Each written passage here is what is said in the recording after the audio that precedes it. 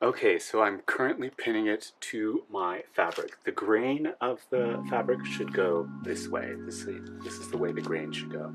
My handles are over there. Grain should go along the giant long side of the rectangle. The way I did this was I put my fabric out, I laid out the pattern, making sure that my handles are going to fit onto the edges of the fabric. Then I'm going to pin the body first, the giant rectangle area, making sure that I'm following the grain. If you notice, I have this quilting ruler.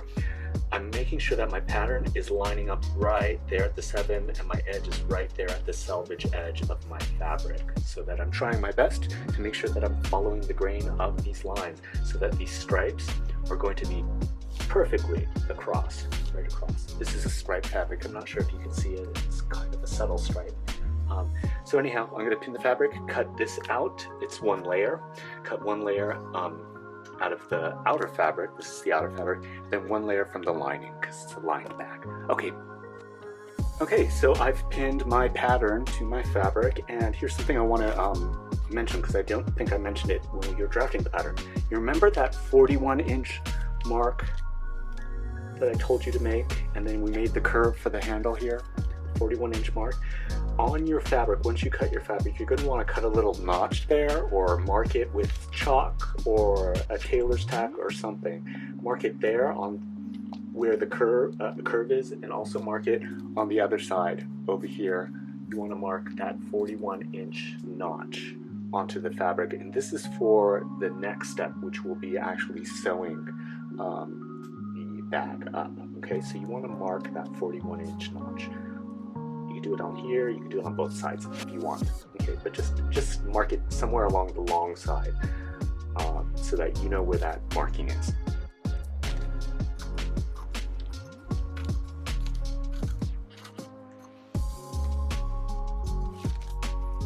I was saying, Newton, you forgot something. Yeah, what I plan to do is, what about the reinforcement squares, right?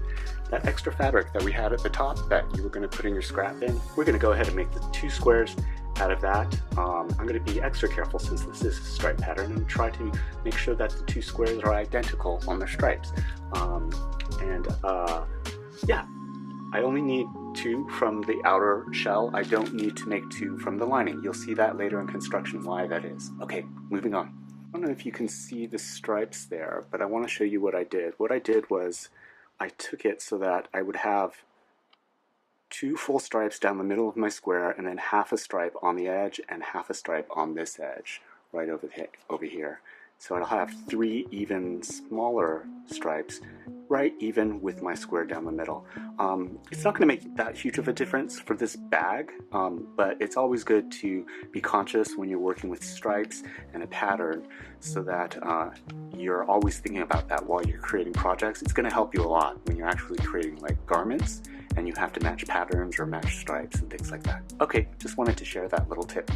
Okay, so while I'm here talking about patterns and stripes, so I cut out one of my squares, and as you can tell, there's 3 lines right there. What I'm actually going to do is go ahead and put this down, matching right on top of the fabric.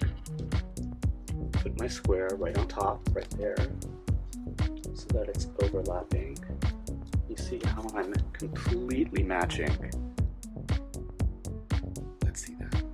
Completely matching the stripes there. Okay, putting that over, pinning it, and then I'm going to cut it out, so they're going to be identical.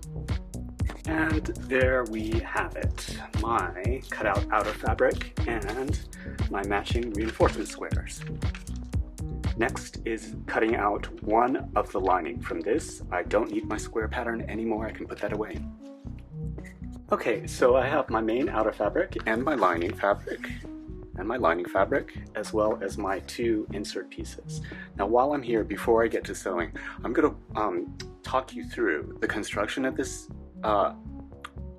Azumabukuro, so that you can get an idea of what to expect as you're constructing it, okay? So you remember that 41 centimeter mark that we had made for the curve? Basically, the first step that you're going to do is right sides together. You are going to fold it at that 41 centimeter mark. You're going to align the edges so so that they're even, so that this side is completely even, okay? And believe it or not, you're going to, if you can see, there's my handle, right? Right sides together. You're going to stitch right along this straight edge, right? Sounds interesting. So that's going to be stitched. I'm going to pin it for now, so that we know that this seam down here is completely stitched. We're going to stitch that.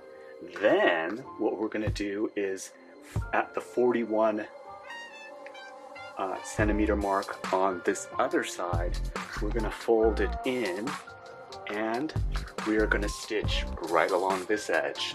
Okay, so let's pin that in. Imagine that whole line is a seam. And take a look at what we have now. We have my handles, which are free. They're lifting up and they're forming this interesting shape. That's the shape of your ultimate Azumabukuro. And then these will get tied. You're going to do the same thing with the lining. You're going to press these seams. You're going to put the lining in, and then you're going to put these reinforced gussets right here at the bag, and you'll see that when we actually get to sewing. Then you're going to put the lining in. Okay, so I just wanted to give you an idea of what happens, this amazing origami shape that you end up folding, unveiling, just by sewing two edges, a third in. It's a very interesting design. Okay, and I'm going to open that up again so you can see it. How we got there. Right, go backwards, take out that top seam, open it up, take out that first seam. Huge, giant rectangle. Okay, let's sew it.